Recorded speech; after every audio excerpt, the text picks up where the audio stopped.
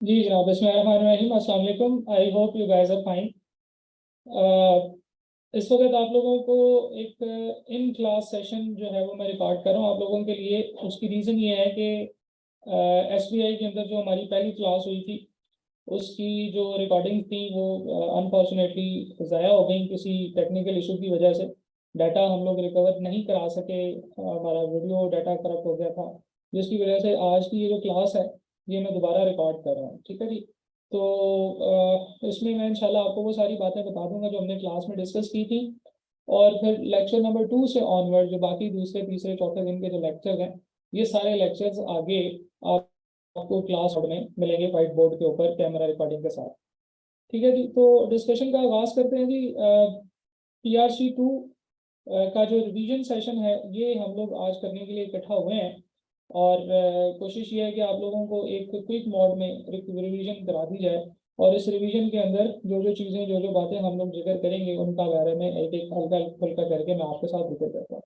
सबसे पहले school of business intelligence SBI, brain child of सलातिफ आबदी एंड माई सेल्फ, हम दोनों ने मिलकर ये एक इंस्टीट्यूट शुरू किया है।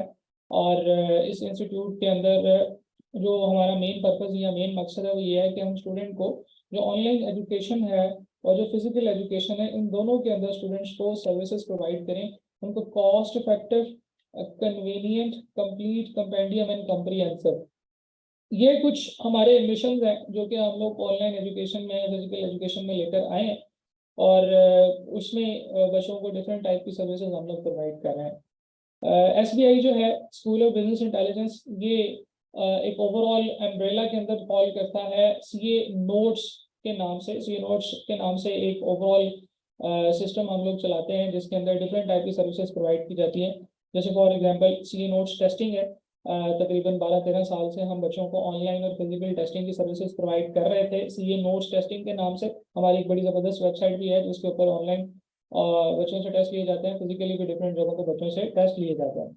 CA notes publication, different type की किताबें आपने देखी होंगी डिफरेंट टीचर्स की, जो कैप में और CFAP में इस वक्त मौजूद है। इवन PRC के अंदर भी किताबें हैं जिनमें सीए नोट्स पब्लिकेशन का लोगो आपको नजर आएगा। ये सारी पब्लिकेशंस इसी एक माइंडसेट, इसी एक अम्ब्रेला के अंदर जो है ना वो होती है। CMATC हम लोगों ने एक सिस्टम शुरू किया था अभी आज से तकरीबन 2-2.5 साल पहले फॉर ऑनलाइन एजुकेशन। और ऑनलाइन लाइव क्लासेस जो है ना वो बच्चों को उसमें प्रोवाइड की जाती थी। फिर नियर पीयर का chartered accountancy chapter, CA chapter, near peer के ऊपर जो CA की क्लासेस वगैरह जो प्रोवाइड की जा रही हैं वो भी इसी अम्ब्रेला के अंदर फॉल करती हैं। और वो भी हमारे ही थॉट प्रोसेस का हिस्सा है। तो इसमें भी जो सर्विसेज हैं, जो क्वालिटी एजुकेशन है, जो क्वालिटी प्रपोजिशन है, वो आपको सारी सेम नजर आएंगे इंशाल्लाह। आगे दो हमारे जो प्रोजेक्ट्स हैं इंशाल्लाह जिनके ऊपर हम बहुत जल्द काम शुरू कर देंगे। One is corporate training. Training का एनवायरनमेंट एक क्रिएट किया जाएगा इंशाल्लाह जिसमें लोगों को सर्विसेज प्रोवाइड की जाएगी। CPT टाइप के जो आवर्स होते हैं उनको कवर अप किया जाएगा। तो ये कुछ ऐसी सर्विसेज है जो इंशाल्लाह हम आगे प्रोवाइड करेंगे। And then chartered accountancy firm, एक पार्टनरशिप फर्म बच्चों को आर्टिकल्स प्रोवाइड करने के लिए और जो CA का जो प्रोफेशन है उसको ओवरऑल सर्व करने के लिए इंशाल्लाह हम ये प्रोजेक्ट जो है ना वो लेकर आएंगे आप सब लोगों के लिए। ठीक है जी। तो this was a brief introduction of SBI। अभी तक हम लोगों ने क्या किया है, SBI कौन से सिस्टम से रिलेटेड है, किधर कनेक्टेड है, ये सारी की सारी बातें हम लोगों ने यहाँ पे डिस्कस की है। अब हम जरा आते हैं PRC की रिवीजन क्लासेस की तरफ। PRC की रिवीजन क्लासेस आप लोगों के लिए अवेलेबल हैं। और तकरीबन आप समझ लीजिए कि फ्री, सिर्फ एक छोटा सी टोकन अमाउंट जो है वो आपसे रिसीव की गई है ताकि सिर्फ वो स्टूडेंट्स आए जो कि सीरियस हैं। अदरवाइज स्टूडेंट्स आके एनवायरनमेंट भी ख़राब करते हैं और रिसोर्सेज भी ज़ाया करते हैं। तो इस वजह से एक बड़ी नॉमिनल सी अमाउंट जो है वो आप लोगों से चार्ज की जाती है फॉर PRC क्लासेस। तो PRC की जो क्लासेस हैं ये रिवीजन क्लासेस हैं, 10 दिन की, 12 दिन की ये कंप्लीट कम्प्रीहेंसिव रिवीजन क्लासेस होंगी जिनमें QM मैं और मेरे साथ सर अली शाहिद पढ़ाएंगे। QM में मैथ्स का जो पोर्शन है वो मैं पढ़ाऊंगा और जो स्टैट्स का पोर्शन है वो सर अली शाहिद पढ़ाएंगे। इसके अलावा इकोनॉमिक्स मलिक मुमताज साहब पढ़ा रहे हैं। इनकी फिजिकल डेली क्लासेस होती हैं जो कि SBI की कैंपस में 8 औरंगजेब ब्लॉक में गार्डन टाउन में क्लासेस हो रही हैं। और ये ऑनलाइन भी रिकॉर्डिंग्स भी इसकी अवेलेबल होती है। ठीक है जी। हम बात करते हैं QM की कि QM क्या है, QM के अंदर कौन कौन सी चीज़ें शामिल हैं, कौन कौन से टॉपिक्स, कौन कौन से चैप्टर का, उनकी क्या वेटेज है। इसके लिए ज़रा मैं अपना पेन ज़्यादा राइटिंग फ्रेंडली कर लूँ, अगर अपना टैब, तो ज़्यादा आसानी होगी आप सब लोगों के साथ कम्युनिकेशन करने में। तो अगर हम बात करें क्यूएम की, तो क्यूएम का जो पेपर है क्वांटिटेटिव मैथड्स PRC2, इसका जो ग्रिड है ना जनाब, इसके ग्रिड आप लोगों के सामने मौजूद है। ग्रिड होता है कि आईक्यू बताता है कि इसके अंदर कौन कौन सी चीज़ें टेस्ट की जाएंगी और उनकी कितनी वेटेज होगी और कितना टाइम आपने उनको देना है। बेसिक मैथमेटिक्स की बात करें तो चैप्टर 1 से लेकर चैप्टर नंबर 4 तक इसमें बेसिक मैथमेटिक्स में आते हैं। इसमें इक्वेशंस और लीनियर प्रोग्रामिंग और सीक्वेंस एंड सीरीज, इस तरह के 4-5 टॉपिक्स हैं। अगर हम वेटेज की बात करें तो वेटेज में मैं ये हमेशा समझता हूँ कि जो आईक्यू की वेटेज होती है ना, वो बड़े अच्छे तरीके से प्रेजेंट करते हैं और वो बच्चों को वेटेज बताते हैं विद इन ए रेंज। वो कहते हैं कि इस रेंज से इस रेंज तक के, इस मार्क्स से इस मार्क्स तक के इसमें से सवाल आ सकते हैं। तो अगर आप ये बात करें तो 10 से 20 नंबर का मतलब ये है कि इसमें से 15% की वेटेज है इस एरिया में। मूविंग फॉरवर्ड, फाइनेंशियल मैथमेटिक्स की अगर आप बात करें तो चैप्टर नंबर 5 और 6, ये एरिया जो है ये 20% की वेटेज रखता है। डाटा एनालिटिक्स जो है चैप्टर नंबर 7 से लेकर 10 तक आपके एरियाज कवर होते हैं जो आपकी बुक है। प्रोबेबिलिटी डिस्ट्रीब्यूशन चैप्टर 11 एंड 12 होता है। Sampling and sampling distribution chapter 13 से चैप्टर 15 तक है। और ये जो ग्रिड सी से लेकर ई तक है, सी, डी और ई, ये आपके स्टैट्स के पोर्शन में शुमार होते हैं। और ए और बी जो है ये आपके मैथ्स के पोर्शन में शुमार होते हैं।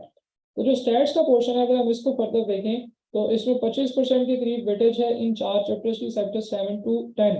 और यानी कि आप ये समझ लीजिए कि सबसे बड़ा एरिया है आपका डाटा एनालिटिक्स का, चैप्टर 7 to 10, और ये बड़ा मजे का, बड़ा सिंपल और इजी एरिया है।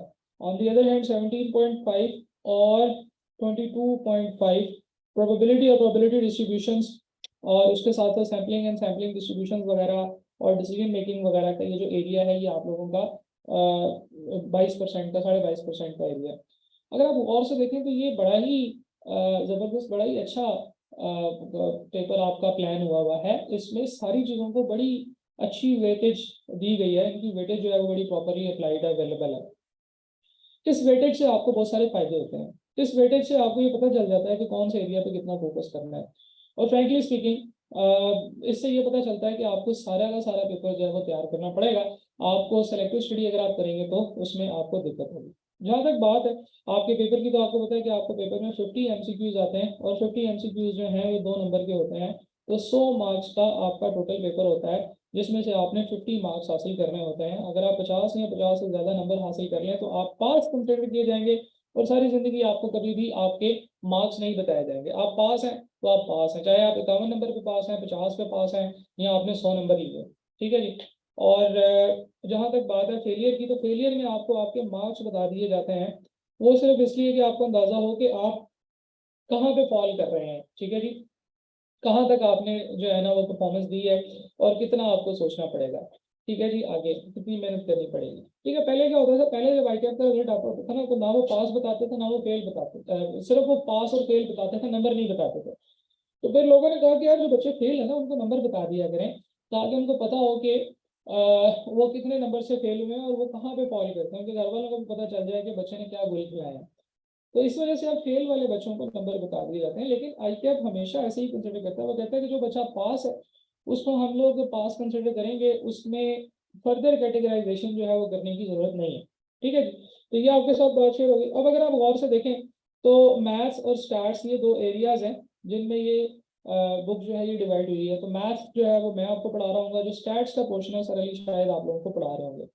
और मैथ और स्टैट का जो पोर्शन है इसमें जो डिवीजन है वो कुछ इस तरीके से है कि मैथ के हैं 35% टोटल पेपर की डिवीजन है, और इसमें 6 चैप्टर्स हैं। ऑन दी अदर हैंड 65% जो है वो डिवीजन है स्टैट्स की, और इसमें बाकी 9 चैप्टर्स हैं। तो एक बड़ा मजे का, बड़ा खूबसूरत सा पेपर आप लोगों के लिए डिजाइन किया गया है। इंशाल्लाह जब आपकी रिवीजन होगी तो आपको पता चलेगा। मैं इस स्लाइड में आपको ये बताना चाहता हूँ कि अभी तक आईक्यू का रिजल्ट कैसा आया है। ठीक है, जब से ये नई पीआरसी की स्कीम अनाउंस हुई है, रिजल्ट आप लोगों के सामने है। 50% के अंदर रहता है, 50 से 60% के दरमियान में। लेकिन बिल्कुल ये जो रिसेंट अटैम्प्ट गुजरी है, दिसंबर अटैम्प्ट में बच्चों का रिजल्ट अगर आप देखें तो 66% रहा। सबसे ज्यादा, सबसे अच्छा रिजल्ट जो है वो इस अटैम्प्ट में बच्चों का आया। ऑन दी अदर हैंड उससे इमीडिएटली पिछली अटेम्प्ट में बच्चों का 48% रिजल्ट रहा। तो मेरा ख्याल है कि ये जो ओवरऑल ठंड चल रही थी ना, तो ये बच्चों ने क्यूएम में भी ठंड डाली है। तो इतना बुरा रिजल्ट 48% क्यूएम का कभी नहीं आया था पीआरसी के अंदर, इससे पहले आता रहा है। और इतना अच्छा रिजल्ट अभी दिसंबर में जो है वो बहुत अच्छा रिजल्ट जो है बच्चों का आया। तो ये स्टूडेंट की परफॉर्मेंस थी कि स्टूडेंट अभी तक कैसा परफॉर्म करते हैं। ऑन एवरेज हर 2 में से एक बच्चा जो है ना वो फेल हो रहा होता है, 50% के आसपास का रिजल्ट रहता है, 52-53%। लेकिन 66% का मतलब ये है कि 3 में से एक बच्चा फेल हुआ था, 2 बच्चे पास हुए थे, ये रिजल्ट अच्छा है। और अगर यही ट्रेंड रहा, मेरी ख्वाहिश ये है कि ये ट्रेंड और ऊपर जाए और सारे बच्चे पास हों, तो ये बड़ा अच्छा ट्रेंड है, बड़ी अच्छी बात है। रिवीजन सेशन का प्लानर मैथ के पोर्शन के वाले से मैंने आपके साथ शेयर कर दिया है कि ये मैथ्स का हमारा रिवीजन सेशन का प्लानर है। डे 1 के ऊपर हम लोग क्या करेंगे, आज मैं डे 1 की रिकॉर्डिंग कर रहा हूँ, दोबारा बता देता हूँ। हमारी फिजिकल क्लास जो थी वो हुई थी 9 जनवरी को, उसकी रिकॉर्डिंग ज़ाया हो गई थी, जिसकी वजह से हम लोग ये रिकॉर्डिंग ये दोबारा से कर रहे हैं। ठीक है जी। लेकिन यह है कि जितना उस दिन पढ़ा था वो मैं पढ़ा दूंगा वीडियो लेक्चर, उसके बाद जो है वो आपको जो क्लास में जो चल रहा होगा उसी की रिकॉर्डिंग मिलती रहेगी। ठीक है। तो ये आपका प्लानर है। इसमें सबसे इंपॉर्टेंट मजे की बात यह है कि हमने फाइनेंस के लिए पूरा एक वीक रखा है। हम पूरे वीक में जो है ना वो फाइनेंस करेंगे, इसके हर टॉपिक को बड़ी डिटेल से समझेंगे, क्योंकि this is the second most important area of your book. On the other hand हम लोगों ने लास्ट 2 सेशन ऐसे रखे हैं, 20 जनवरी और 21 जनवरी को, जो एग्जाम गाइडेंस सेशन होंगे, जिनमें हम एग्जाम्स के ऊपर फोकस करेंगे। ये बताएंगे कि एग्जाम में क्या चीज़ें करनी चाहिए, पेपर कैसे पास कर सकते हैं, एंट्री की क्वेश्चंस क्या होते हैं, कैलकुलेटर की टेक्निक्स क्यूएम के अंदर बड़ी इंपॉर्टेंट होती हैं, वो उन सारी चीज़ों के ऊपर हम इंशाल्लाह बड़ी डिटेल से डिस्कशन करेंगे। और स्टडी मटेरियल आप लोगों के पास क्या होना चाहिए if you are starting this subject. अभी अगर आप रिवीजन क्लासेस शुरू कर रहे हैं तो प्रॉपर स्टेशनरी आपके पास होनी चाहिए। ठीक है। FX 991 ES प्लस कैलकुलेटर आप लोगों के पास होना चाहिए। इसके अलावा अगर कोई और मॉडल है तो देख लें कि क्या वो कैलकुलेटर ICAP के अप्रूव्ड कैलकुलेटर की लिस्ट के अंदर मौजूद है या नहीं है। ये ना हो कि आप एक ऐसा कैलकुलेटर ले जाएं जो ICAP ने अलाउ ही नहीं किया हुआ, और अगर आप ऐसा कैलकुलेटर ले जाएंगे जो ICAP ने अलाउ ही नहीं किया हुआ, तो वो फिर आपको एग्जाम में इस्तेमाल करने की इजाजत नहीं होगी। ठीक है। कोई भी क्वेश्चन बैंक किसी भी टीचर का, किसी भी कॉलेज का अगर आपके पास है, डेट इज सफिशिएंट। मेरा अपना भी एक क्वेश्चन बैंक है, जिसे मैं कह सकता हूँ कि one of the biggest question banks for QM, क्योंकि उसमें बहुत ज़्यादा कंटेंट मैंने इकट्ठा किया हुआ है। और मैं ये समझता हूँ कि थोड़ा सा बड़ा ही ज़्यादा ही बड़ा है, क्योंकि मेरे पास अक्सर ऐसे बच्चे होते थे जो ये कहते थे कि सर और सवाल दें और सवाल दें, तो फिर मैं कहता था अच्छा ये भी पकड़ो ये भी पकड़ो। तो क्वेश्चन बैंक जो है वो काफ़ी ज़बरदस्त है अल्हम्दुलिल्लाह, उसमें आपको बड़ा सारा कंटेंट मिलेगा। ICAP की बुक आपके पास सॉफ्ट कॉपी में होनी चाहिए, डेट इज एनफ। ठीक है। तो ये 4 चीज़ें आपको स्टडी मटेरियल के तौर पे होनी आपके पास अवेलेबल होनी चाहिए।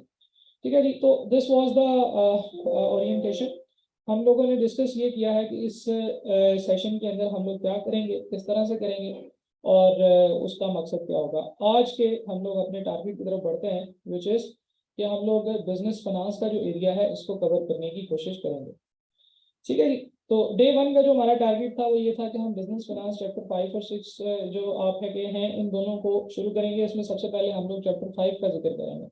फाइनेंस क्या होता है इसको जिक्र करने से पहले मैं आपके साथ शेयर करना चाहता हूँ कि एक वक्त ऐसा था कि बच्चे इस एरिया को सबसे ज़्यादा मुश्किल एरिया कंसिडर करते थे। अभी भी ऐसे ही है, बच्चों को बहुत ज़्यादा दिक्कत होती है इस फाइनेंस के एरिया के अंदर। तो मैंने एक दफ़ा एक सर्वे किया और बच्चों से पूछा कि बताएं आपको इस टॉपिक में क्या क्या मुश्किल पेश आती है एक किसी तरह से रिवीजन क्लास के अंदर, जिसमें बच्चे फेलियर थे, जो फेल बच्चे हो गए थे वो सेशन में थे। तो उनसे मैंने एक फीडबैक लिया, 226 स्टूडेंट्स ने रिस्पांस किया और उन्होंने बताया कि जो सबसे ज़्यादा उनको प्रॉब्लम आती है ना वो आती है identification of the type of the question में। सिंपल इंटरेस्ट का सवाल है, कंपाउंड इंटरेस्ट का सवाल है, इसमें प्रेजेंट वैल्यू दी गई है, फ्यूचर वैल्यू दी गई है, क्या चीज़ दी गई है, उसको कैसे कैलकुलेट करना है। ये जो चीज़ है ना ये सबसे ज़्यादा बच्चों को तंग करती है। ठीक है। तो जब बच्चों को अगर ये बात पता चल जाए तो वो कहते हैं कि जी हमें जो है ना वो इजी लगता है। मैंने हर बच्चे को कहा था कि आपने कोई से दो सेलेक्ट करने हैं। ठीक है। और हर बच्चे को कहा था कि सेलेक्ट जरूर करना है। तो हम ये कह सकते हैं कि जरूरी नहीं है कि हर बच्चे को बिल्कुल ही नहीं आता, बच्चों को ये चीज़ें आती होंगी। और जेहन में रहे कि ये वो स्टूडेंट्स थे जो रिपीटर्स थे, जिन्होंने एक दफ़ा पेपर दिया और अनफॉर्चुनेटली वो फेल हो गए। ऐसे बच्चों से मैंने पूछा कि बताएं आपको सबसे ज़्यादा मुश्किल क्या चीज़ लगती है। तो उन्होंने कहा कि क्वेश्चन की टाइप आइडेंटिफाई करना है कि एनुटी ऑर्डिनरी है, एनुटी ड्यू है, सिंपल इंटरेस्ट का सवाल है, कंपाउंड इंटरेस्ट का सवाल है, परपेचुटी है, क्या है उसको आइडेंटिफाई करने में। और देन दूसरा उन्होंने कहा कि सवाल की रिक्वायरमेंट आइडेंटिफाई करने में भी हमें मुश्किल पेश आती है। हमें ये पता ही नहीं चलता कि ये सवाल किस चीज़ का है, क्या फाइंड करना है, फ्यूचर वैल्यू फाइंड आउट करनी है कि प्रेजेंट वैल्यू फाइंड आउट करनी है। तो टेक्निकली स्पीकिंग ये दोनों एक जैसे ही पॉइंट्स हैं, इन दोनों की रीजन एक ही है कि आपका कॉन्सेप्ट या आपकी अंडरस्टैंडिंग जो है वो इतनी जो है ना वो क्लियर कट नहीं होती, जिसकी वजह से कहीं ना कहीं जहाँ पे ग्रे एरियाज आते हैं वहाँ पे प्रॉब्लम होती है। दूसरा जो सवाल मैंने उनसे पूछा कि बताएं कि आपको सबसे ज्यादा डिफिकल्ट टॉपिक कौन सा लगता है। ठीक है, तो बच्चों ने उसमें जो है ना, कुछ बच्चों ने कहा कि मिक्स क्वेश्चन, वो जो मल्टीपल एनुटीज के होते हैं, सबसे ज्यादा 151 स्टूडेंट ने कहा कि ये हमें बहुत मुश्किल लगते हैं। और इवन एनुटीज के अंदर भी जो है ना, वो बच्चों ने कहा कि सिंपल एनुटीज भी जो है वो हमें बहुत मुश्किल लगती है।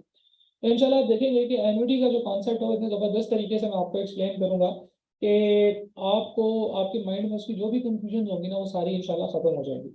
हम लोग बात करते हैं जनाब इंटरेस्ट की, और इंटरेस्ट मार्कअप या प्रॉफिट ये क्या होता है। तो यहाँ से हम अपनी स्टोरी, यहाँ से अपनी हम कहानी शुरू करेंगे, इंटरेस्ट मार्कअप या प्रॉफिट। शुरू करते हैं। सबसे पहले हमें ये समझना होगा कि इंटरेस्ट या मार्कअप या प्रॉफिट किसको कहते हैं, और इसकी रीजन या लॉजिक या जस्टिफिकेशन क्या है। इसके लिए जरा गौर से देखिएगा। लेट्स सपोज कि आपने अपने फ्रेंड को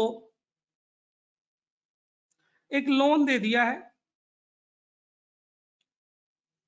और वो लोन आपने दिया है जनाब 10 लाख रुपए का, 1 मिलियन रुपीस का आपने उसको लोन दे दिया है,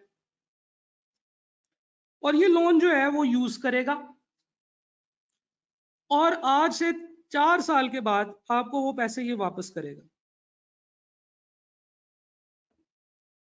ओके, 4 साल के बाद जब वो पैसे आपको वापस करेगा, तो लेट सपोज कि वो आपको कहता है कि यार 10 लाख रुपए तुमने मुझे दिए थे, ये 1 मिलियन रुपीस जो है ये वापस ले लो।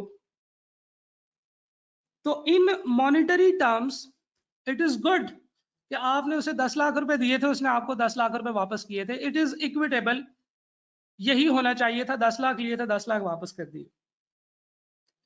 लेकिन लेट सपोज मैं ये कहता हूं कि यार 10 लाख रुपए जो थे वो मैंने इसलिए दिए कि तुम्हें जरूरत थी और तुम उसको इस्तेमाल कर सकते थे किसी भी काम को, किसी भी पर्पस को हासिल करने के लिए। ये जो नोट होता है 1000 रुपए का या 5000 रुपए का जो नोट होता है, ये कागज का टुकड़ा होता है, लेकिन इस कागज के टुकड़े में एक पावर होती है जिसे हम परचेजिंग पावर कहते हैं। परचेजिंग पावर से मुराद ये होती है कि इस कागज की वैल्यू इतनी है कि आप ये 1000 रुपया देकर 1000 रुपए की चीज परचेज कर सकते हैं। यानी कि आपके पास एक कागज है, आप वो देंगे तो आपको एक चीज मिल जाएगी। आप उसी साइज का, उसी कलर का, सेम कलर्ड फोटो कॉपी लेकर आएंगे, सेम है हर तरह से, उसमें हर वही चीज लिखी हुई है जो दूसरी फोटोकॉपी में लिखी हुई है। आप वो फोटोकॉपी वाला नोट किसी को देंगे तो वो आपके ऊपर पर्चा करा देगा। ठीक है, तो इसका मतलब ये है कि जो भी नोट होता है, जो भी आपके पास करेंसी नोट है या जो भी करेंसी है, उसके अंदर उसकी जो वैल्यू होती है that is derived from the purchasing power of that instrument. अगर फर्ज करें कि कल गवर्नमेंट अनाउंस कर दे कि 20 रुपए वाला नोट नहीं चलेगा, हम लोग नहीं मानते 20 रुपए वाले नोट को, तो आपकी जेब में जितने 20 रुपए वाले नोट हैं वो सिर्फ और सिर्फ कागज का टुकड़ा रह जाएंगे, उससे आप कोई चीज परचेज नहीं कर सकेंगे। क्या हुआ, कल तक तो वो नोट पावर थी उस नोट की, लेकिन आज उसकी पावर नहीं है। तो कहने का मतलब ये है कि जब आप किसी को पैसे देते हैं तो you are actually giving the purchasing power of 1 million rupees. सही है ना।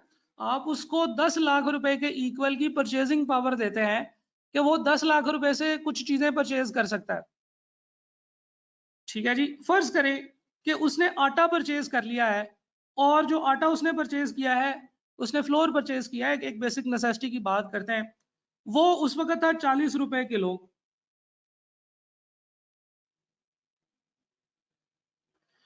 तो जनाब जब वो पैसे वापस करेगा तो उस वक्त आटा जो है वो है जी 50 रुपए kilo. So the problem is कि जब वो आपको पैसे वापस कर रहा है तो उस वक्त देखे ना, पैसे रद्दी का टुकड़ा थोड़ी वापस करना था, आपको वापस उतनी ही परचेजिंग पावर होनी चाहिए थी जितनी परचेजिंग पावर आपने उसको फोरगो की थी। ठीक है जी, हम लोगों को उतनी ही परचेजिंग पावर वापस मिलनी चाहिए जितनी परचेजिंग पावर हमने फोरगो कर दी थी।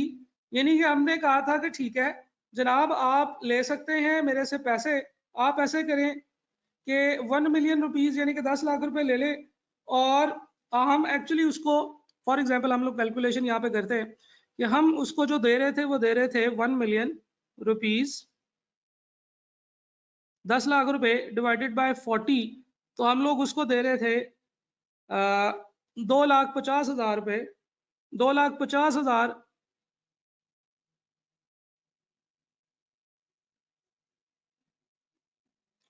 सॉरी 25,000 kg आटे के पैसे। और जब उसने हमें 1 मिलियन रुपीज वापस किए तो उस वक्त हम सिर्फ 20,000 kg आटा ले सकते थे। अब अगर हम सोचें तो हमें ये पता चलेगा कि यार हमने तो तुम्हें 25,000 kg के करीब इक्वल वैल्यू के पैसे दिए, अब इन्फ्लेशन क्योंकि हो चुकी है तो तुम मुझे जो पैसे वापस कर रहे हो वो पैसे कम हैं, मुझे पैसे ज्यादा वापस करो। मैंने तुम्हें 25,000 kg आटा परचेज करने के पैसे दिए थे, अब तुम मुझे वापस कर रहे हो 20,000 kg आटा परचेज करने के पैसे, क्योंकि 10 लाख दिया था तुम मुझे 10 लाख ही वापस कर रहे हो, लेकिन अब महंगाई हो चुकी है। तो जनाब जब वो महंगाई हो चुकी है तो फिर मैं उसे कहूंगा कि भाई अब तुम ऐसे करो कि अब मुझे तुम 12,50,000 रुपए दो, ताकि मैं 50 रुपए के हिसाब से उतना ही आटा परचेज कर सकूं जितना कि मैं पहले परचेज करता होता था। 25,000 kg आटा, जितने की पैसे मैंने तुम्हें दिए थे उतने आटे के पैसे तुम मुझे वापस करो। तो जनाब ये जो 10 लाख रुपए उसने लिए थे और 12,50,000 रुपए वापस किए, तो उसमें उसने हमें कुछ एडिशनल पैसे वापस किए, हमें कुछ एक्स्ट्रा पैसे दिए 2,50,000 रुपए। This is what we call interest और मार्कअप और प्रॉफिट।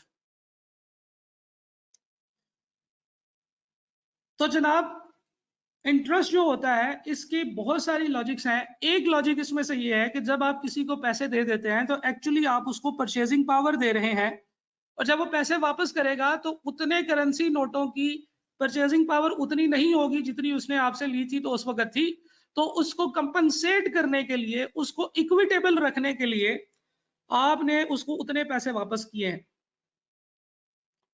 तो जनाब एक चीज तो ये कि इन्फ्लेशन की वजह से परचेजिंग पावर में, जिसे हम वैल्यू ऑफ मनी कहते हैं, रिडक्शन होती है, और उस रिडक्शन को कंपनसेट करने के लिए इंटरेस्ट दिया जाता है। दूसरी चीज अपॉर्चुनिटी फॉरगॉन। जब भी कभी आप किसी बंदे को पैसे देंगे तो आपने उस पैसे को इस्तेमाल करके प्रॉफिट हासिल करने की अपॉर्चुनिटी दे दी है, छोड़ दी है। देखिए ना, अगर आप अपने दोस्त को 10 लाख रुपए ना देते तो फिर क्या होता, फिर आप उन्हीं 10 लाख रुपयों को अपने पर्पस के लिए इस्तेमाल करते, फिर आप उसी 1 मिलियन रुपीस को अपने मकसद के लिए इस्तेमाल कर सकते थे।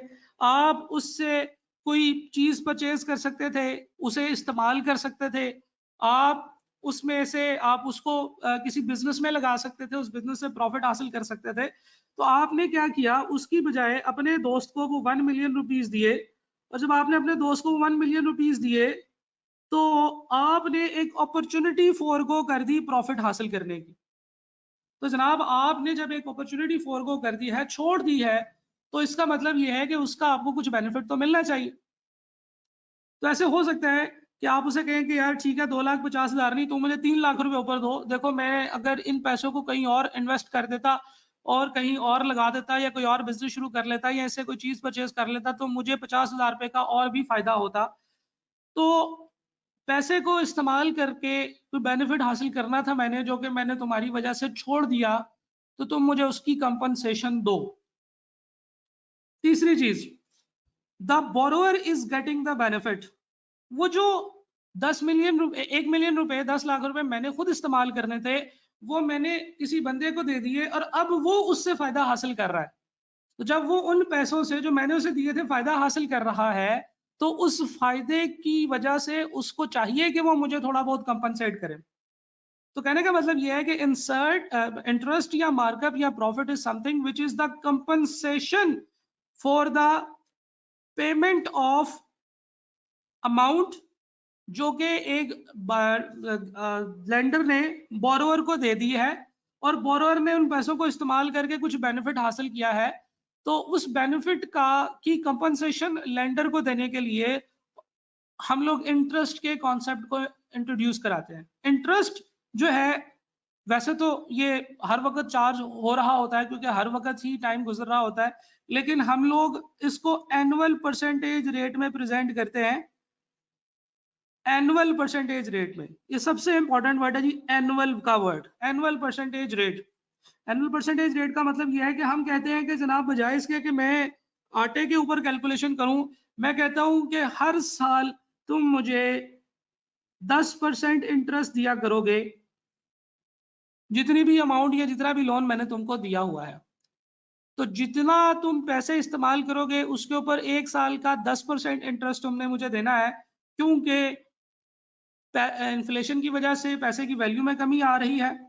दूसरा, मेरी अपॉर्चुनिटी मैंने फोरगो कर दी तुम्हारे लिए, और तीसरा, तुमने मेरे पैसे लेकर उससे बेनिफिट हासिल किया है। तो इन तीनों चीजों को कंपनसेट करने के लिए तुम मुझे 10% इंटरेस्ट हर साल दिया करोगे। सो this is the main purpose and main concept of interest. I hope कि आपको ये चीज समझ आई होगी। इस स्लाइड में कोई क्वेश्चन है तो पूछ लें।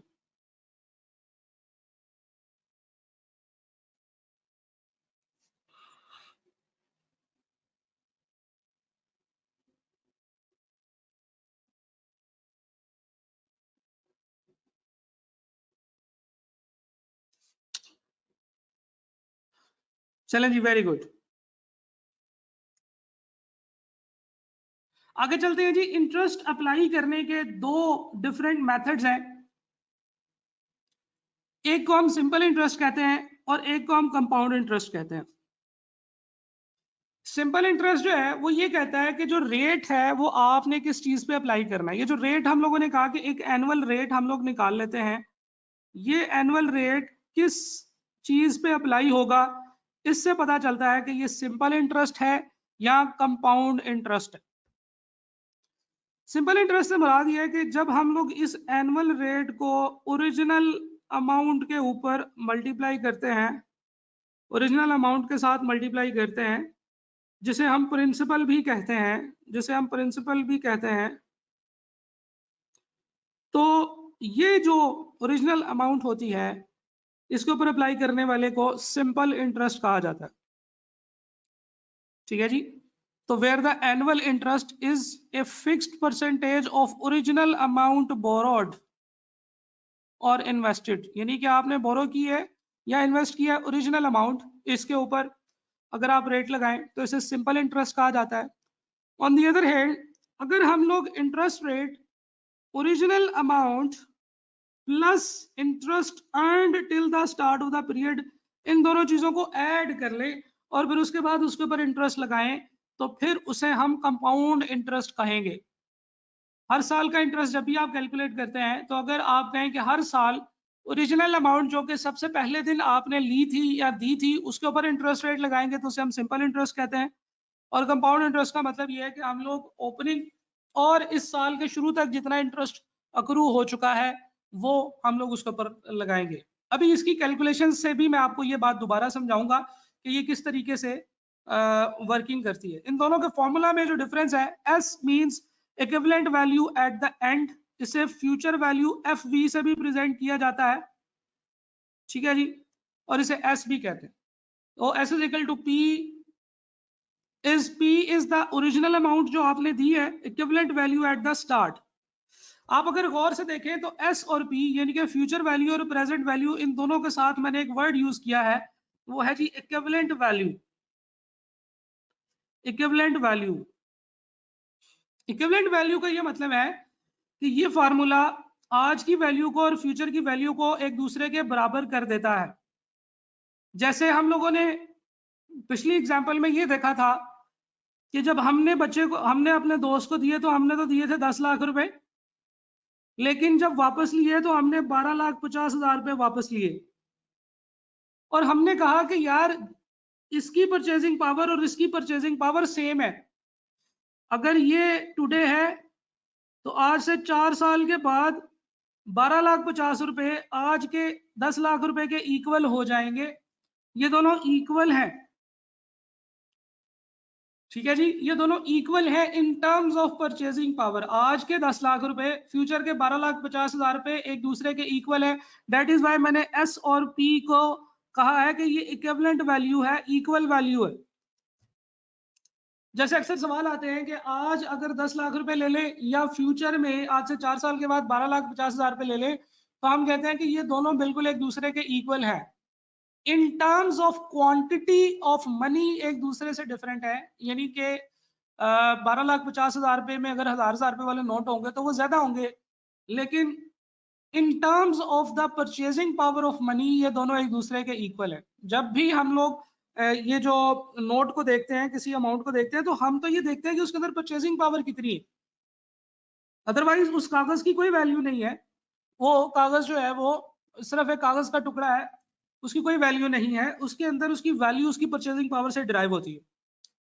ओके, तो चले जी, हम लोगों ने ये बात की है कि एस और पी जो है ये इक्विवेलेंट वैल्यू होती हैं। आर जो है रेट ऑफ इंटरेस्ट है और टाइम जो है वो टी है। अच्छा, ये चीज भी जरा गौर से देख ले, हमेशा आर जो होता है वो होता है परसेंटेज पर एनम। जो भी रेट होता है वो आपको पर एनम में दिया होता है। अगर ना लिखा हो कि ये रेट एनुअल है तो फिर हम उसे अज्यूम करेंगे कि ये एनुअल ही रेट है। लेकिन गौर से देखिएगा, कुछ क्वेश्चंस में सवाल कुछ ऐसे होता है कि उसने बताया होता है रेट इज 9% पर क्वार्टर, पर क्वार्टर। फिर ये साल का रेट ये साल का रेट नहीं है, ये एक क्वार्टर का रेट है। 9% पर क्वार्टर एक क्वार्टर का रेट है। अगर कहीं पे लिखा हो 9% और इसके साथ कुछ ना लिखा हो तो फिर ये कौन सा है? फिर डेफिनेटली ये एनुअल रेट है। तो जनाब जब भी कभी हम इन फॉर्मूलाज के अंदर किसी भी फॉर्मूला में simple interest, compound interest, annuity के, परपेचुटी के फॉर्मूले हम लोग आगे पढ़ेंगे आज के लेक्चर में ही। जहां पे भी आपने रेट यूज करना है आपने हमेशा पर एनम वाला रेट यूज करना है, और टाइम भी हमेशा ईयर्स में लेना है।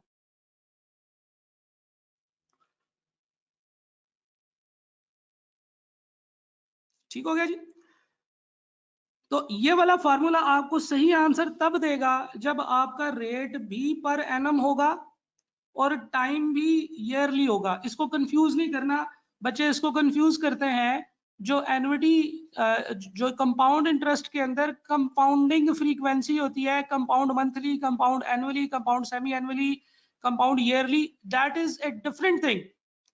ये जो रेट है इसके साथ लिखा होगा पर एनम, ठीक है, और पर एनम का मतलब है कि साल का रेट है ये। अगर आपको पर क्वार्टर का रेट दिया हो 9%, तो फिर इसका मतलब ये है कि ये एक क्वार्टर का रेट है। तो अगर मैं आपको कहूं कि पूरे साल का रेट बताए, तो जारी बात है कि साल में 4 क्वार्टर होते हैं, तो 9 मल्टीप्लाई बाय 4, यह आपका 36% साल का रेट बनेगा। इसे हम पर एनम कहेंगे। अभी जब हम इक्विवेलेंट रेट की कैलकुलेशन भी समझेंगे तो फिर मैं आपको ये बात दोबारा बताऊंगा, लेकिन अभी ये रूल समझ लें कि जनाब रेट पर एनम होता है और टाइम भी ईयर्स में होता है। ये दोनों चीजें एक दूसरे के साथ कोइंसाइड करनी चाहिए। रेट और टाइम जो है इनकी सेम डिनोमिनेशन होनी चाहिए, फिर ये फॉर्मूले सही अप्लाई होंगे, इनका आंसर सही आएगा। अगर फर्ज करें कि आपको उसने 9% पर क्वार्टर दिया हुआ है और टाइम दिया हुआ है 3 साल, तो अगर हम लोग 9% और 3 साल रखेंगे तो इस फॉर्मूले का आंसर गलत आएगा। ठीक है जी? अच्छा, इंटरेस्ट, सिंपल इंटरेस्ट और कंपाउंड इंटरेस्ट के अंदर जो कंपैरिजन है वो बहुत जरूरी है। गौर से सुन लीजिएगा कि हर सवाल जिसमें कुछ ना लिखा हो तो आप ये अज्यूम करेंगे कि ये सिंपल इंटरेस्ट का क्वेश्चन है, यानी कि जिसमें ये ना लिखा हो कि ये कंपाउंड इंटरेस्ट का सवाल है तो हम उसमें अज्यूम करेंगे कि ये सिंपल इंटरेस्ट का क्वेश्चन है। मैं दोबारा बता रहा हूं, हर वो सवाल जिसमें ये लिखा हो, मतलब जिसमें कुछ ना लिखा हो, कंपाउंड का वर्ड यूज ना हुआ हो, तो वो सिंपल इंटरेस्ट का सवाल होता है, उसको सिंपल इंटरेस्ट के तरीके से करना चाहिए। कंपाउंड इंटरेस्ट वाले क्वेश्चंस की कुछ निशानियां होती हैं जो मैंने यहां पे लिख दी। कंपाउंड इंटरेस्ट के सवाल के अंदर कंपाउंड का वर्ड लिखा होगा, कंपाउंड, कंपाउंड, कंपाउंडेड, उसके अंदर रीसेट या कंप्यूटेड का वर्ड लिखा होगा। Interest is reset every year, interest is computed every year, इस तरह का वर्ड लिखा होगा। ये वर्ड्स हैं जो आपने याद कर लेने हैं, जो मैंने अपनी रिसर्च से आइडेंटिफाई किए हैं डिफरेंट क्वेश्चंस को देख देख करके, इसके अंदर क्या क्या चीजें हैं जो वो पूछते हैं। Interest is calculated on yearly, half yearly basis, इस तरह का वर्ड लिखा हो, yearly basis, half yearly basis, quarterly basis, तो वो भी आपके कंपाउंड इंटरेस्ट के सवाल होते हैं। और कंपाउंड इंटरेस्ट और सिंपल इंटरेस्ट के फार्मूले में सिर्फ ये टी का फर्क है। ये जो टी है ये यहाँ पे कंपाउंड इंटरेस्ट में पावर में चली जाती है, और सिंपल इंटरेस्ट में ये आर से ही मल्टीप्लाई हो रही होती है।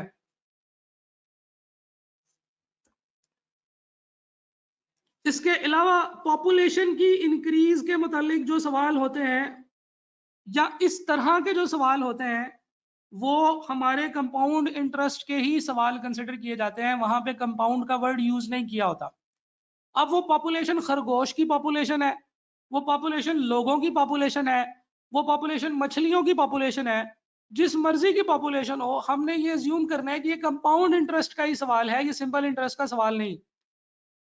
पॉपुलेशन में जो इंक्रीज के सवाल होते हैं वो कंपाउंड इंटरेस्ट के सवाल होते हैं।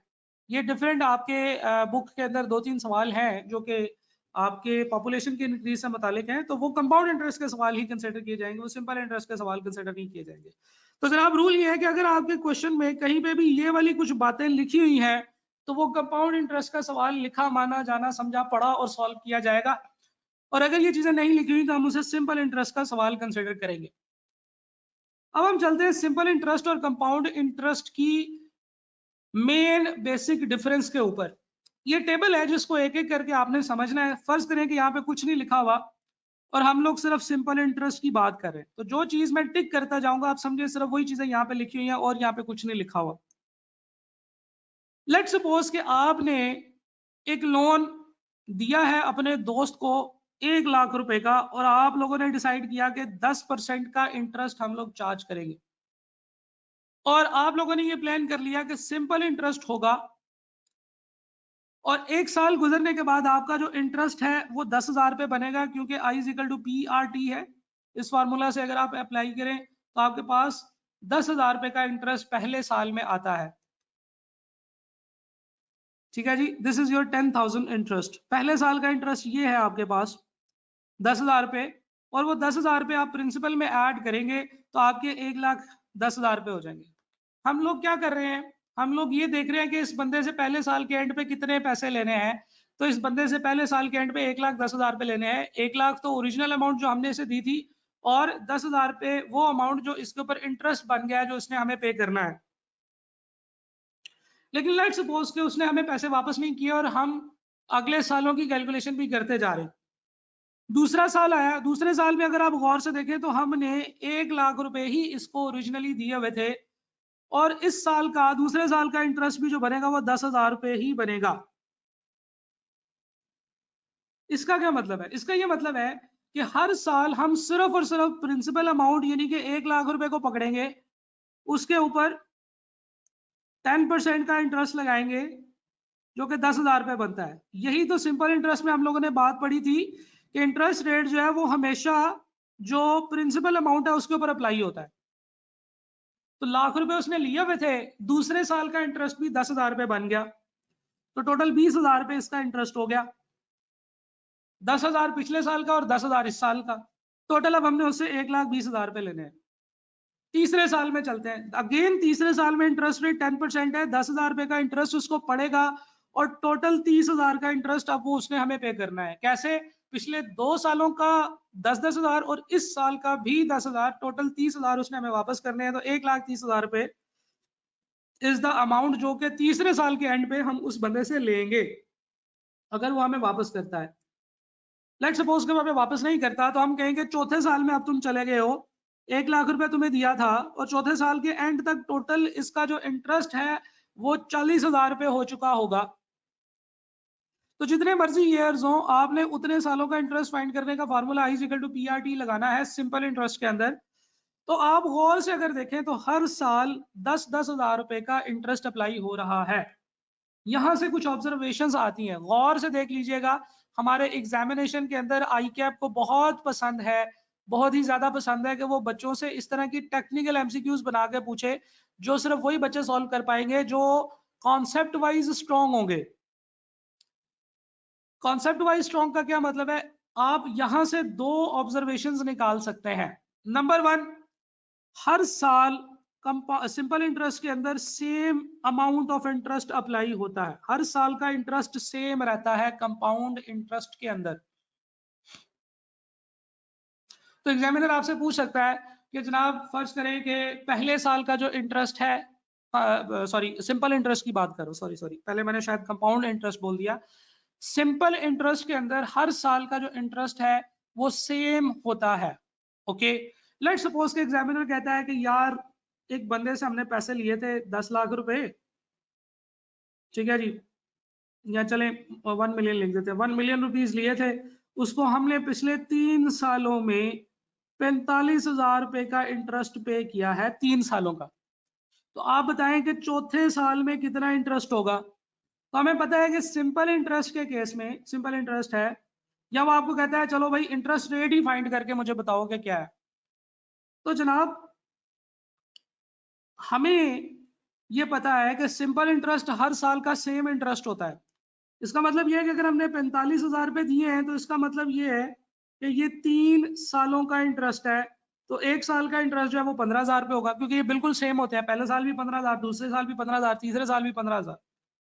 So without going into any calculation, we will be able to identify कि 15,000 is the interest for the year 4। ठीक है जी। तो इस तरह की अंडरस्टैंडिंग जब आप करते हैं, हमेशा जब आप क्वेश्चन सॉल्व करते हैं तो उसके अंदर से कुछ ऑब्जर्वेशंस निकाला करें, उन ऑब्जर्वेशंस को समझा करें। तो इस डिस्कशन को करने का मतलब यह है कि हम ऑब्जर्वेशंस को समझना सीखें कि हम कैसे डाटा के अंदर से ऑब्जर्वेशंस एक्सट्रैक्ट कर सकते हैं। तो जब हम लोगों ने इसको गौर से देखा तो हमें पहली बात तो ये पता चली कि इंटरेस्ट जो अमाउंट होती है वो हर साल की सेम रहती है। दूसरी एक और बड़ी मजे की बात पता चल सकती है, वो ये है कि हर साल की जो एस होता है, जिसे हम फ्यूचर वैल्यू कहते हैं, वो एक अर्थमेटिक सीक्वेंस है। ठीक है ना? देखिए 1,10,000, 1,20,000, 1,30,000, 1,40,000, ये एक अर्थमेटिक सीक्वेंस है। और अगर हम लोग हर साल की, गौर से सुनिएगा, हर साल की फ्यूचर वैल्यूज का एक सीक्वेंस बनाएं तो वो एक अर्थमेटिक सीक्वेंस बनेगा और उसमें कॉमन डिफरेंस जो है वो equal to interest for the year होगा। क्या ख्याल है, समझ आती है इस बात की? जी जनाब। तो हम लोगों ने ये बात की है कि अगर हम लोग किसी भी सिंपल इंटरेस्ट के अंदर जो उनकी जो फ्यूचर वैल्यूज हैं, अगर हम उनको एक सीक्वेंस के तौर पे लिखें, जैसे फॉर एग्जांपल इसका जो पहला है वो है जी 1,10,000, दूसरी टर्म है 1,20,000, तीसरी टर्म है 1,30,000, चौथी टर्म है 1,40,000। तो this will be an arithmetic sequence, और इस अर्थमेटिक सीक्वेंस का जो कॉमन डिफरेंस होगा that will be equal to the interest for the year. ठीक है जी, ये बात मैंने सिंपल इंटरेस्ट के तौर पे की है। अब जरा कंपाउंड इंटरेस्ट को भी समझ लेते हैं। कंपाउंड इंटरेस्ट ये कहता है, बिल्कुल इसी तरीके से कहानी शुरू करते हैं। अब आपने 1,00,000 रुपए दिए हैं और कंपाउंड इंटरेस्ट के ऊपर दिए हैं 10% का कंपाउंड इंटरेस्ट। तो जनाब अब हम लोग क्या करेंगे कि पहले साल तो ओपनिंग जो बैलेंस है उसके ऊपर इंटरेस्ट लगाएंगे जो आपने प्रिंसिपल अमाउंट लिया है। तो पहले साल तो सेम 10% लगेगा, 10,000 जो है वो इसका इंटरेस्ट बनेगा। लेकिन गौर से जरा देखें कि अब साल के एंड पे उसने मुझे 1,10,000 रुपए देने हैं, यानी कि अब वो मेरा 1,00,000 रुपए का मकरूज नहीं रहा, बल्कि 1,10,000 रुपए का मकरूज हो गया है पहले साल के एंड पे। तो जनाब जब हम दूसरे साल का इंटरेस्ट कैलकुलेट करेंगे तो हम उसे कहेंगे कि यार तुमने मेरे 1 लाख नहीं बल्कि 1,10,000 रुपए देने हैं, ये जो तुमने मुझे पिछले साल 10,000 देने थे ये भी तो दो। वो कहेगा हाँ जी ठीक है दे रहा हूं। आप कहेंगे कि अगर तुम नहीं दे रहे, जब तक तुम वो ये वाले 10,000 रुपए मुझे नहीं दोगे उस वक्त तक इसके ऊपर इंटरेस्ट पे करो, क्योंकि ये भी मेरा पैसा है जो तुम इस्तेमाल कर रहे हो। तो जनाब होगा ये कि दूसरे साल फिर वो 1,10,000 रुपए के ऊपर इंटरेस्ट अप्लाई करेगा। 1,10,000 रुपए के ऊपर 10% के हिसाब से जो दूसरे साल का इंटरेस्ट बनेगा वो 1,100 रुपए बनेगा। 11,000, ठीक है, थोड़ी कैलकुलेशन में शायद गलती है, 11,000 रुपए बनेगा। हाँ ये सारे जीरोज एक एक मिसिंग है, चले ये मैंने लिख दी। तो पहले साल के एंड पे 10,000 रुपए का इंटरेस्ट बन रहा है, दूसरे साल के एंड पे दूसरे साल का जो इंटरेस्ट बन रहा है वो 11,000 रुपए बन रहा है। क्यों? क्योंकि एक तो उसने मेरे 1 लाख रुपए भी वापस नहीं किए, और दूसरा उसने उस 1 लाख रुपए के ऊपर जो पिछले साल इंटरेस्ट बना था वो भी नहीं दिया। वो भी अब मेरे ही पैसे हैं, वो भी चाहिए कि वो मेरे ओरिजिनल अमाउंट में ऐड कर दिए जाएं। फाइनेंस की टर्म्स में कहते हैं कि वो अमाउंट हमारी ओरिजिनल अमाउंट में कंपाउंड कर दी जाए, तो फिर जो है वो हम उसका बेनिफिट हासिल कर सकते हैं। ठीक हो गया जी, ओके। तो दूसरे साल में जो आपका इंटरेस्ट बनेगा वो पहले साल से ज्यादा बनेगा, और पहले साल से ज्यादा जब बनेगा तो फिर 11,000 रुपए इज द इंटरेस्ट अमाउंट जो कि सेकेंड ईयर की हमारे पास बनी है। तो हमारे पास दूसरे साल के इख्तिताम पे उससे जो रिसीवेबल है वो 1,21,000 रुपए बन गए। अब जब ये बंदा हमें तीसरे साल में चला जाएगा, दूसरे साल भी पैसे वापस नहीं करेगा और इसका लोन जो है वो तीसरे साल पे एक्सटेंड हो जाता है, तो तीसरे साल जब मैं इंटरेस्ट लगाऊंगा तो मैं 1,00,000 रुपए के ऊपर भी नहीं लगाऊंगा, मैं 1,10,000 रुपए के ऊपर भी नहीं लगाऊंगा। मैं कहूंगा इस साल के शुरू में, यानी कि तीसरे साल के शुरू में उसने हमें कितने पैसे देने थे? उसने हमें देने थे 1,21,000। तो जब वो 1,21,000 रुपए के ऊपर 10% का इंटरेस्ट लगाएगा तो ये बनेंगे 12,100 रुपए। तो तीसरे साल का इंटरेस्ट और बढ़ जाएगा और वो 12,100 रुपए बन जाएगी। तो कंपाउंड इंटरेस्ट में अगर आप गौर से देखें तो ये कैलकुलेशन इसी तरीके से चलती जाएगी। तीसरे साल के एंड पे इसने जो मुझे देने हैं वो 1,33,100 रुपए देने हैं। 1,33,100 रुपए के ऊपर जब 10% इंटरेस्ट लगेगा तो 13,310 रुपए बन जाएगा, और चौथे साल के एंड पे उसने मुझे 1,46,410 रुपए देने हैं। पांचवें साल में 1,61,051 रुपए देने। तो जरा अगर हम लोग इनका आपस में कंपैरिजन करें तो कुछ बातें हमें पता चलेंगी, गौर से देखिएगा। पहली चीज ये है कि सिंपल इंटरेस्ट हो या कंपाउंड इंटरेस्ट हो, पहले साल का इंटरेस्ट बिल्कुल सेम होता है। सही है जी, ये बात याद रखिएगा, ये टेक्निकल पॉइंट है, एमसीक्यू का पॉइंट है कि फर्स्ट ईयर ऑफ लोन के अंदर चाहे सिंपल इंटरेस्ट हो चाहे कंपाउंड इंटरेस्ट हो, आपका interest for first year same रहेगा, पहली बात। दूसरी बात, कंपाउंड इंटरेस्ट के अंदर हर साल इंटरेस्ट इंक्रीज होता चला जाता है। पहले साल 10,000 था, दूसरे साल 11,000 है, तीसरे साल 12,000 है, चौथे 12,100 है, चौथे साल 13,310 है। हर साल इंटरेस्ट इंक्रीज हो रहा है। हालांकि जब आप लोगों ने सिंपल इंटरेस्ट को देखा था तो आपको पता चला था कि हर साल का जो इंटरेस्ट है वो सेम है। कंपाउंड इंटरेस्ट में हर साल का इंटरेस्ट इंक्रीज हो रहा है और उसमें इंक्रीजिंग ट्रेंड है। अगर हम लोग सिंपल इंटरेस्ट के ऊपर अगर हम लोग इंटरेस्ट का एक सीक्वेंस बनाएं कंपाउंड इंटरेस्ट का, तो पहले साल था 10,000, दूसरे साल था 11,000, तीसरे साल था 12,100, चौथे साल था 13,310। सीक्वेंस एंड सीरीज के कॉन्सेप्ट को अगर हम लगाएं तो हमें पता चलेगा कि ये एक ज्योमेट्रिक सीक्वेंस है जिसमें कॉमन रेशियो जो है वो इंटरेस्ट रेट के इक्वल है। ठीक है जी, तो ज्योमेट्रिक सीक्वेंस में जो कॉमन रेशियो जो है वो इंटरेस्ट रेट +1 के इक्वल है। ठीक है जी, ये चीज ध्यान में रखिएगा कि कंपाउंड इंटरेस्ट के अंदर जो आपका इंटरेस्ट फॉर द ईयर है और जो आपका फ्यूचर वैल्यू है, ये दोनों, अगर फॉर एग्जांपल मैं ये वाला सीक्वेंस बनाता हूँ 1,10,000, 1,21,000, 1,33,100, 1,46,410, यानी कि अगर मैं कंपाउंड इंटरेस्ट का सीक्वेंस बनाऊं या future value of compound interest ये बनाऊं, इन दोनों को अगर हम गौर से देखें तो ये दोनों ही ज्योमेट्रिक सीक्वेंस बनते हैं जिसमें कॉमन रेशो जो है ये r+1 के इक्वल होती है। अच्छा, नॉर्मली ये बातें जो है ये क्लास में पढ़ाई जाना जरूरी नहीं है। अगर आप ये सोच रहे हैं कि अच्छा मैंने तो जिस टीचर से पढ़ा था उसने तो मुझे ये बात नहीं बताई, ये मैं भी नहीं बताता क्लास में, ये मैं भी क्लास में नहीं बताता, मैं सिर्फ रिवीजन सेशन में इसलिए बता रहा हूं कि अब आप लोगों ने सारे टॉपिक्स पढ़ लिए हुए हैं, अब आप इंटेलेक्चुअली इस काबिल हो गए हैं कि आपको ये बातें बताई जाएं।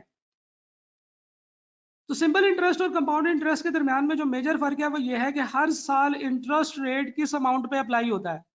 अगर हर साल interest rate original principal amount पे अप्लाई हो तो फिर उसे हम सिंपल इंटरेस्ट कहते हैं, और अगर हर साल इंटरेस्ट रेट उससे पिछले साल के क्लोजिंग रिसीवेबल पे अप्लाई हो, जैसे देखें इस साल इंटरेस्ट किस पे अप्लाई हो रहा है, पिछले साल के क्लोजिंग पे, तीसरे साल दूसरे साल के क्लोजिंग पे इंटरेस्ट रेट अप्लाई हो रहा है, तो उसे हम कंपाउंड इंटरेस्ट कहते हैं।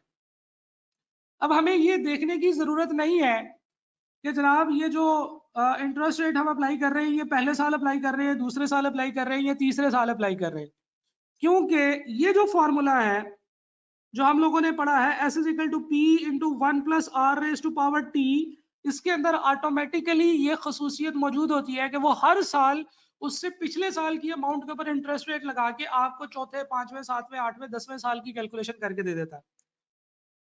फॉर एग्जाम्पल, अगर मैं ये चाहता हूं कि कंपाउंड इंटरेस्ट से मैं 4 सालों के बाद का पेमेंट जो है वो आइडेंटिफाई करूं, तो मुझे एक एक साल करके नहीं करना पड़ेगा। लेट सपोज मैं कहता हूँ 5वें साल के एंड पे मैं ये 1,61,500 पे पहुंचना चाहता हूं, तो मैं कैसे पहुंचूंगा? मैं कुछ ऐसे पहुंचूंगा, मैं कहूंगा जनाब हमारे पास जो प्रिंसिपल अमाउंट है दैट इज 100,000, हमारे पास जो रेट है that is 10% simple interest, time जो है वो 5 ईयर्स है, तो एस हमने फाइंड करना है। सिंपल इंटरेस्ट के केस में फार्मूला होता है जी S = P × 1 + R, sorry compound interest के केस में r⁻T, सिंपल इंटरेस्ट नहीं कंपाउंड इंटरेस्ट। तो ये जनाब हमारे पास बनेगा 100,000 × 1 + 10% is the rate, r⁻, time is 5 years. तो ये आप जब इसको कैलकुलेट करेंगे तो आप एग्जैक्टली उसी अमाउंट पे पहुंच जाएंगे जिस अमाउंट पे आप पहुंचना चाहते हैं। तो जरा कैलकुलेटर से जल्दी से जरा ये कैलकुलेट करें और देखेंगे क्या आप उसी अमाउंट पे पहुंचते हैं जिस अमाउंट के ऊपर हम लोग यहाँ पे लिख रहे हैं। 100,000 × 1.1 r⁻5, 161,051 आ रही है। तो यही अमाउंट जो थी वो हमने टेबल में भी देखी थी, क्या ख्याल है? 161,051 ये आपके सामने यहाँ पे नजर आ रही है। So this is what we call the difference between simple and compound interest. और हम लोगों ने ये भी देख लिया कि सिंपल और कंपाउंड इंटरेस्ट के अंदर जो मेजर जो डिफरेंस है वो क्या है और किस तरीके से हम लोग ये आइडेंटिफाई करेंगे कि सिंपल इंटरेस्ट होता है या कंपाउंड इंटरेस्ट। फिर हमने ये भी देख लिया कि रेट और टाइम इन दोनों को हमेशा सेम डिनोमिनेशन में लिखना है। अगर रेट एनम है तो टाइम भी ईयर्स में लिखना है, अगर रेट क्वार्टर है तो टाइम भी क्वार्टर्स में ही लिखेंगे। ठीक है, क्वार्टरली रेट के बारे में मैंने आपको बताया कि इस तरीके से क्वार्टरली रेट को एनुअल रेट में कन्वर्ट किया जा सकता है। तो ये इन सारी चीजों के ऊपर एग्जामिनर क्वेश्चन पूछ सकते हैं